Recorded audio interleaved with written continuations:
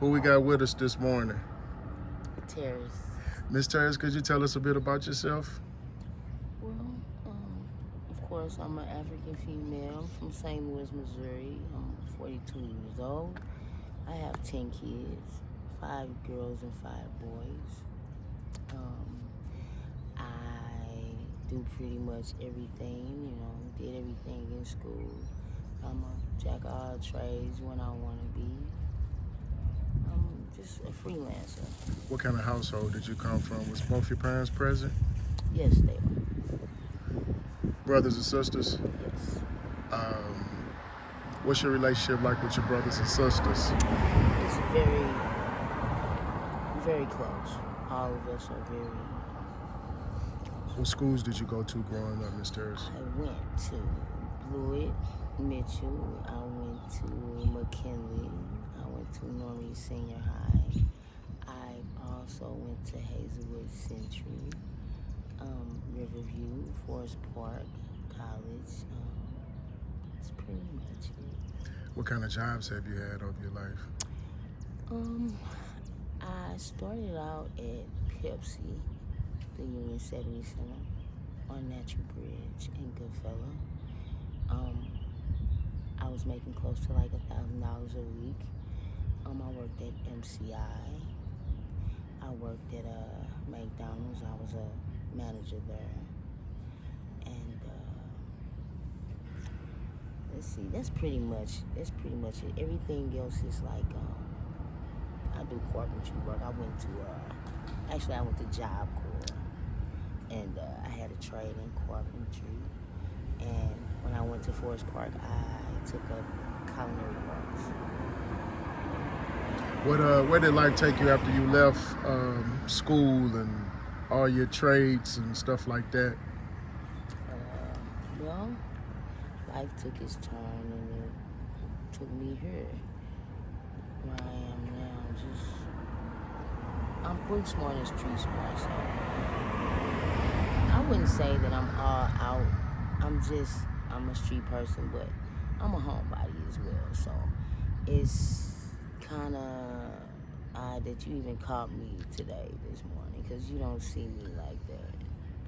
Every once in a while, you might see me come out, but I'm not out all the time. But I am street. What was your introduction into the street lifestyle? My introduction was, people, places, and things. Drugs.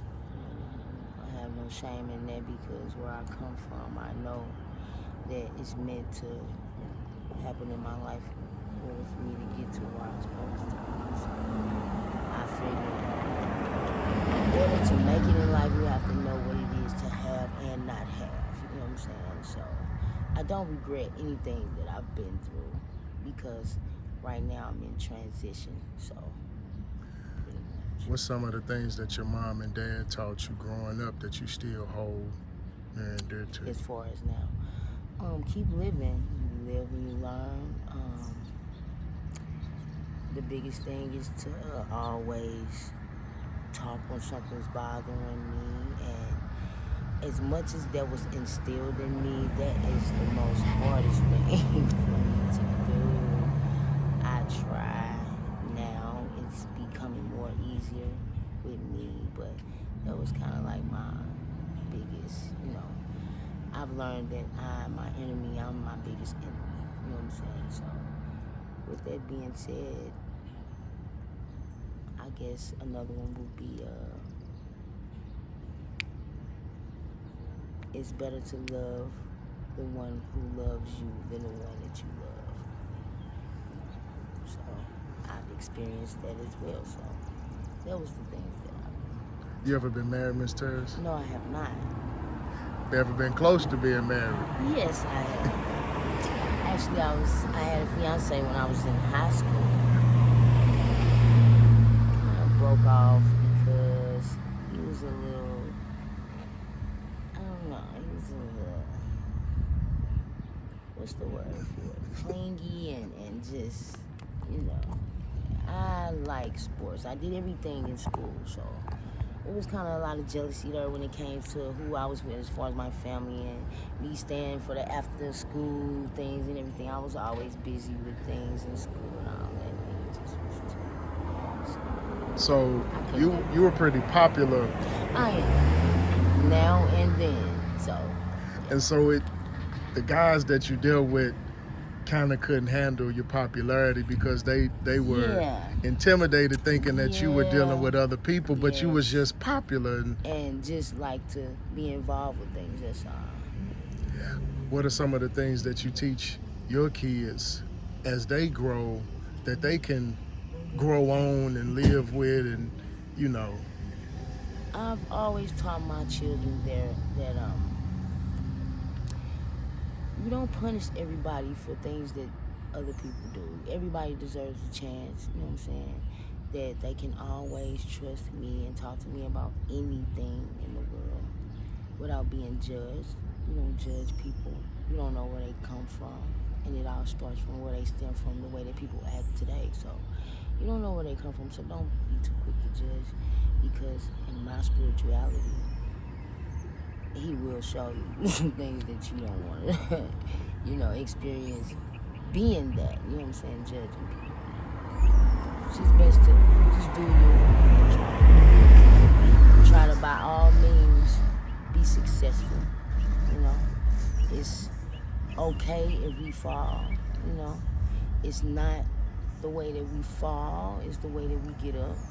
And never look down on a person unless you're picking them up.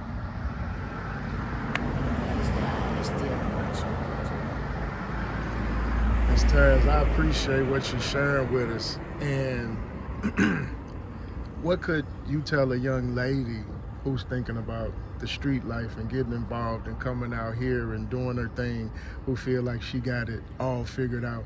What kind of advice could you give her, and what could she expect?